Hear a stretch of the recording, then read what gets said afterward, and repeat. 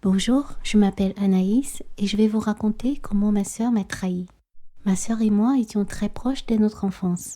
Nous partagions presque tout. Étant la grande sœur, je m'efforçais d'être un exemple pour elle.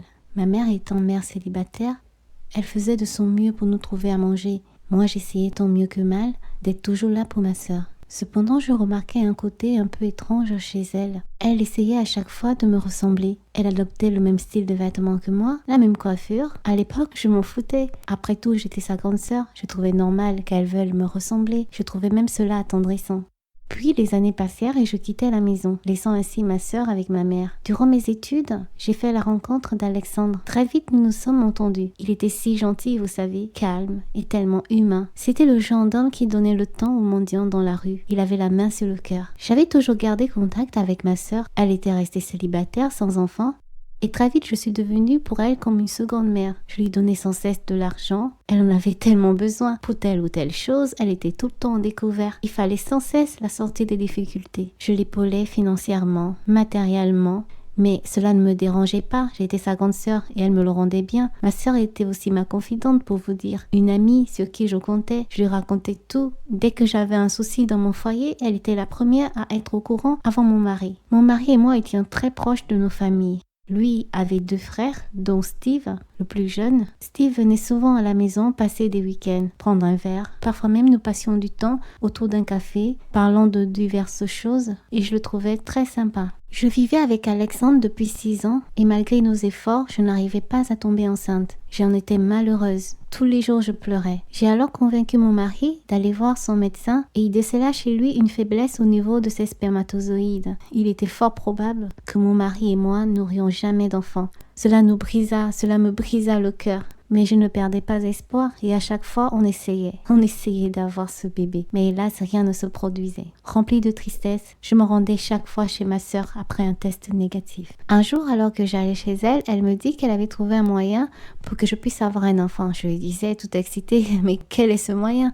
Elle me dit qu'il fallait que je couche avec Steve. Si vous comprenez, elle voulait que je fasse un enfant avec Steve, le frère de mon mari. Je lui dis, mais t'es folle. Mais elle me répondit que c'était une chose courante dans certains pays pour parer à la stérilité d'un membre de la famille et que personne ne devait le savoir. J'étais outrée. Jamais je ferais cela à mon mari. Je veux bien qu'on ait des difficultés à faire un enfant, que cela me brise, mais lui faire un enfant derrière son dos, jamais je ne pourrais faire cela. Il est tellement gentil, j'ai le mari le plus bon du monde. Je rentrais chez moi un peu perplexe ce jour-là, mais le mal était fait. Je n'arrêtais pas d'y penser. Surtout au bout de 3 mois à essayer de tomber enceinte. J'étais lasse, fatiguée, désespérée. Et c'est ce désespoir qui me poussa un soir, alors que Steve venait prendre un verre à la maison, à lui demander s'il pouvait nous aider dans la conception. Je lui ai exposé alors la proposition de ma sœur. Il était parfaitement au courant de nos problèmes concernant l'enfantement. Au début, il fut assez perplexe, puis il me dit avec un sourire: « Ne t'inquiète pas, je vais y réfléchir. » J'étais un peu mal à l'aise car j'avais peur qu'il ne répète mes propos à mon mari, vu que je ne lui avais pas parlé de cette proposition.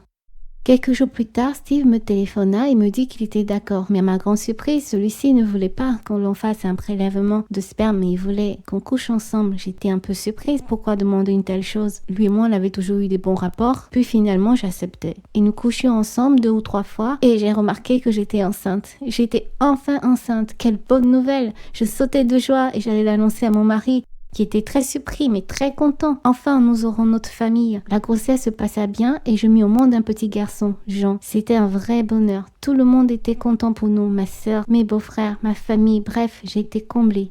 Puis, au bout d'un certain temps, ma sœur vint me rendre visite. Elle me demanda de l'aide pour l'achat d'un appartement. Elle voulait que je lui fasse un apport et que mon mari se porte caution. Je refusais car déjà, j'avais pas la somme demandée. Et même si je l'avais, je préférerais la garder pour mon garçon. Maintenant que j'avais un enfant, il fallait que j'assure ses arrières. Elle fut attristée, mais comprit. Elle me demanda alors si mon mari pouvait être caution. Je sais qu'Alexandre aurait accepté, vu qu'il avait la main sur le cœur. Mais je savais aussi que ma sœur était une instable financière, qu'elle ne gagnait pas autant qu'elle dépensait. Je ne voulais pas mêler mon mari à ses problèmes financiers. Je refusais. Les semaines passèrent et j'avais oublié cet incident. Quand j'ai reçu un coup de fil de ma sœur, elle était très en colère, me traita de tous les noms, disant que je n'étais qu'une ingrate, une égoïste après tout ce qu'elle avait fait pour moi. Elle me dit qu'elle avait rencontré Alexandre et lui avait parlé de la caution et qu'il ne savait pas du tout de quoi elle parlait. Elle était tombée des nues, elle n'aurait jamais pensé que j'aurais pu lui faire une chose pareille. Pour elle, c'était important d'avoir un appartement. Et elle raccrocha, pas avant de m'avoir dit que je devais récolter ce que j'avais semé. J'ai été stupéfaite. Je restais bouche bée et mon cœur a commencé à battre très fort. Que voulait-elle dire? Serait-elle capable de dénoncer mon secret? Elle n'irait quand même pas jusque-là pour une affaire d'argent. J'avais toujours été là pour elle. J'ai essayé de la recontacter, mais elle ne répondait pas. Je suis allée voir ma mère, mais ma mère n'avait pas de ses nouvelles. Bref, c'était le silence radio. Je ne savais pas quoi faire. Me dénoncer Alexandre, il était hors de question que je mette en péril mon mariage. J'ai alors attendu et prié pour qu'elle ne fasse rien. Puis un soir, Alexandre vint, les yeux en colère. Il me regarda fixement. J'ai cru qu'il allait m'étrangler. Il me dit que j'étais qu'une garce, un monstre. Comment j'avais pu lui faire une chose pareille? Coucher avec son frère, lui faire un enfant dans le dos. J'ai brisé sa famille, j'ai brisé sa vie. Il ne voulait plus rien avoir à faire avec moi, ni avec mon môme d'ailleurs. Il prit ses affaires et partit. J'ai même pas eu le temps de l'expliquer. De lui expliquer le pourquoi du comment. Et bien sûr, ma sœur, cette garce, n'avait pas eu la gentillesse de lui dire que c'était elle qui m'avait fourré cette idée dans la tête. J'étais très mal. Ma propre sœur avait brisé ma vie. Oui, une affaire de sous. Je veux bien que les gens aient des problèmes dans leur famille, mais de là à dénoncer un tel secret. Par la faute de ma sœur, j'ai tout perdu. Un mari, un père pour mon fils. Je n'avais plus des nouvelles de personne. Ni de Steve, ni de mon mari, ni de ma sœur. J'ai perdu l'homme de ma vie. Que dirai-je à mon fils lorsqu'il sera grand? Voilà mon histoire, ma triste histoire. Si vous avez des commentaires, n'hésitez pas. Merci. Au revoir.